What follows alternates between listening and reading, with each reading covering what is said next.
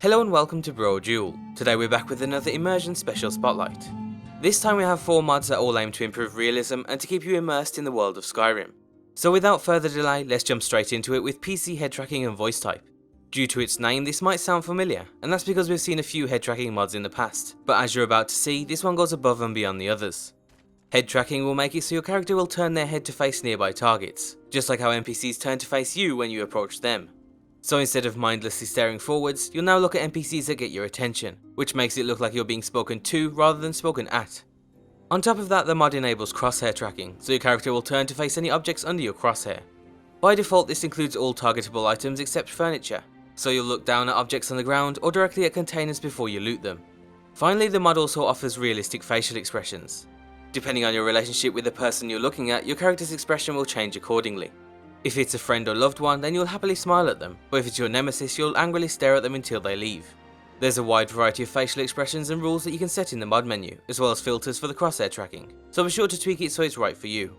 What's great is that the expression rules can also be used for role-playing. If you're playing an aggressive or moody character, then maybe you look at nearly everyone with disdain. Altogether, these features make your character much more responsive to the world around them. The second part of the mod then takes it a step further by giving your character their very own voice. In the mod menu, you can select from a variety of different male and female options, taken from the generic voices used by NPCs. Once selected, you can then assign 3 hotkeys to make your character speak at will, having them say a greeting, a farewell, or random phrase. However, the true potential of this feature is only unlocked once you add a full voice pack. The mod allows you to fully replace the vanilla voice with your own one, or a voice pack of your creation. As an example, the author includes a female voice pack made by repurposing one of the vanilla voices. The mod page comes with a guide on how to create one, and it basically involves matching responses to dozens of scenarios. This allows your character to have a smart response to a wider variety of situations than seen in other similar mods.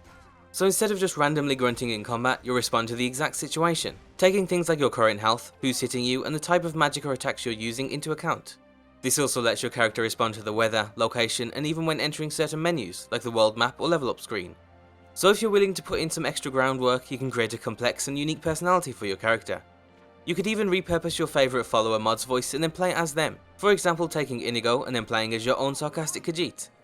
All in all, the mod offers features we've seen in the past, but improves and compiles them into a highly customizable package. If you want to bring the player character to life, you'll struggle to find a better mod elsewhere. For today's second mod, we have better stealing.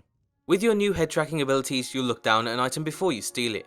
If nobody spots you doing it, you'll get to walk away scot-free, but for some reason the item will still be marked as stolen, even if it's a cheap, unrecognisable piece of fruit. Better Stealing aims to fix that by making it so items worth less than a certain amount won't be marked as stolen, as long as nobody sees you steal it. The logic being that if you steal an expensive necklace or weapon, the owner will spread the word and start looking for it. So then when you're stopped by a guard, they'll assume that as a criminal, you stole the expensive item. By default, items worth over 500 gold are always marked as stolen, but you can change that in the mod files. So overall, it's not the most complex mod, but it does remove one of those gamey elements that doesn't really make sense. Next we have Skyrim sleeping bags. This is the most recent of today's mods, and as its name suggests, it adds new sleeping bags to the game. It allows you to craft, place and then interact with the sleeping bags in ways not really seen before in other mods, including the ability to lie inside the actual sleeping bag. To get your hands on one, you just need to head to any tanning rack, and then it's a simple case of just dropping it to the ground and activating it. Without any other mods installed, you have the ability to lie down, meditate or just sit on your sleeping bag. None of these will activate any other features, but they are fully animated. The lying down animation will put you underneath a blanket, and although the transition from standing to lying isn't perfect, the end result is fantastic. Your character will unequip all of your gear before getting inside and then re-equip everything when you get back up. While lying, you can also press E to start sleeping, or you can just hit T for the normal wait menu. When crafting the bag, you'll also find another one designed for followers. Setting these up on the ground will let your followers use them as long as you have the follower overhaul installed. Most of the bigger ones will work, like amazing follower tweaks, or you can use something more simple like the followers can relax mod. The mod is also compatible alongside other sleeping mods, and most importantly, it's fully compatible alongside Frostfall. Sleeping in the new bags will keep you warm and lower your wetness over time, so it'll make for an essential addition to your campsite. All in all, the mod does exactly what it sets out to do. At first we thought it might be a bit gimmicky, but after trying it out in game, we actually really like what the mod offers. And finally, the last mod we have for you is more Tavern Idols. To keep Skyrim fun and spontaneous, a lot of people have turned to population mods that add many new NPCs to the game.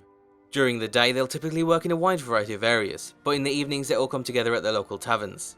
However, in Zone you have a certain amount of interactable objects, so when there's an excess amount of NPCs, they all tend to just stand together near the entrance like mindless zombies. More Tavern Idols fixes that by adding many new idols to inns all over Skyrim.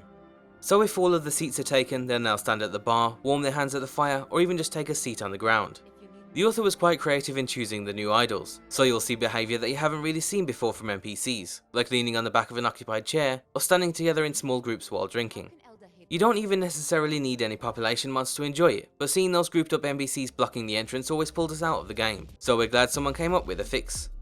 And that's the end of today's Spotlight. As always, be sure to leave endorsements on any mod you enjoy, and if you're in between playthroughs then be sure to check out g2a.com, and as always, thanks for watching.